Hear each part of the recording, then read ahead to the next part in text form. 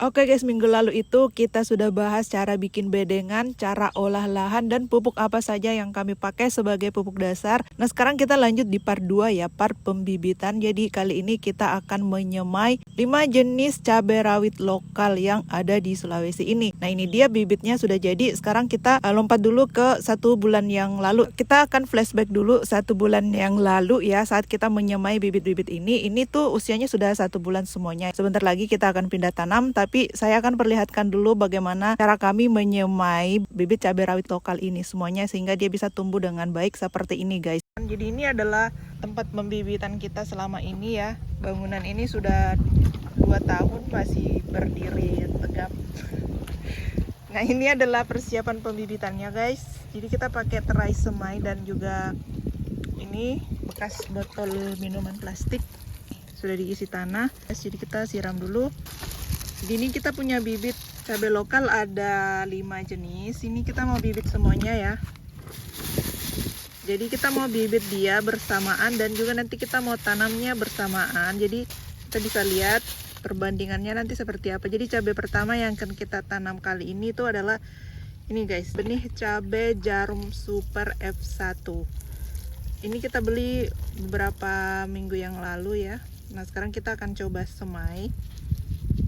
Lalu ada cabai lokal Minahasa guys ya. Ini kita beli yang repacknya saja karena kita butuhnya sekitar 100 biji untuk kita tanam di lahan kita ini. Jadi nanti masing-masing cabai lokal ini kita tanam sekitar 100 ya.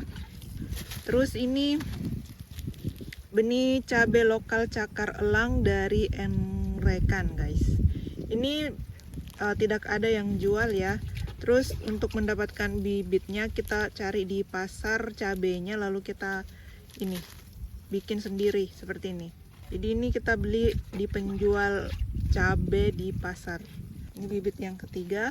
Terus yang keempat ya seperti biasa cabai salo 2 guys. Ini kita bikin sendiri dari tanaman yang kami punya sekarang. Jadi ini bibit yang sama dengan yang teman-teman beli sekarang ya. Ini 1 pohon. Terakhir cabai lokal Poso. Ini juga kita bikin dari tanaman kami yang kita budidayakan selama beberapa tahun terakhir. Ini sudah turunan yang kesekian kalinya dan kita akan coba tanam lagi bersamaan dengan mereka semua ini. Jadi ada 5 jenis cabai lokal yang akan kita tanam tahun ini. Jadi kita akan mau battle cabai lokal ini, kelima-limanya itu yang paling unggul yang mana dan paling produktif yang mana. Nanti akan kita lihat masing-masing cabai ini kelebihan dan kekurangannya itu seperti apa. Jadi videonya ke depannya akan sangat menarik karena kita tidak hanya menanam 1 jenis cabai tapi 5 jenis cabai lokal. Dari sekarang ya kita mau bikin videonya dari proses pembibitan ini sampai nanti dia pindah tanam. Kita sudah menyiapkan terai semai, sudah ada beberapa ini papadas. Dia bikin media dari tanah campur sekam bakar ya. Ini tanah plus sekam bakar. Sekarang kita mulai dari yang ini, cabai benih super jarum super ini. Kita tidak pernah buka ya. Ini kita sudah datang dari 2 minggu yang lalu mungkin. Coba kita mau lihat isinya. Soalnya saya juga penasaran. Ini katanya dari keterangannya di sini tidak direkomendasikan untuk disimpan atau ditanam kedua kalinya. Jadi tidak boleh disimpan maksudnya, padahal di sini expire-nya ada tulis tahun 2027. Harusnya masih bisa disimpan sampai tahun depan ini ya. Oke. Gas, papadas. Yes. Sebentar.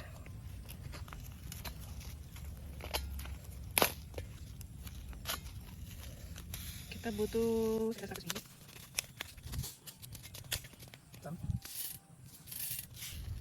Wow, ini kualitasnya lumayan bagus ya guys.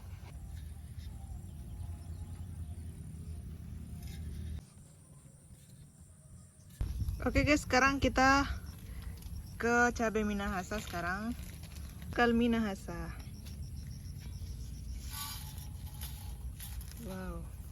Ini sebanyak ini tuh 2 gram repack Minahasa. Oke, sekarang guys di sana sudah selesai 2 ya. sekarang kita mau ke cakar elang guys. Jadi ini kita 50-50 apakah ini benar cakar elang atau tidak, karena belinya di penjual sayur di pasar.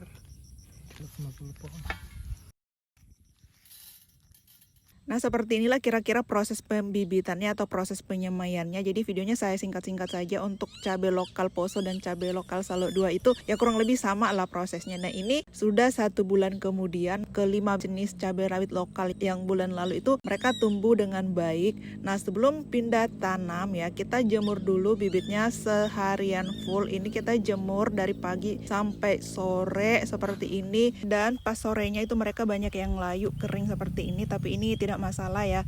Setelah kita siram dan besoknya mereka bisa segar kembali dan batangnya itu jadi buat dan keras guys. Nah, sebelum kita pindah tanam seperti biasa di lubang tanam itu saya kocor dengan asam humat dan juga asam amino guys. Untuk asam aminonya saya masih pakai merek Ambition sekitar 30 ml per tangki, dan untuk asam humatnya ini dulu saya beli merek AH80 ya kalau tidak salah. Nah, keduanya dicampur dan dikocor ke lubang tanam sehari sebelum pindah tanam. Dan videonya sudah terlalu panjang guys ya, sampai di sini dulu. Kita lanjut nanti di part 3.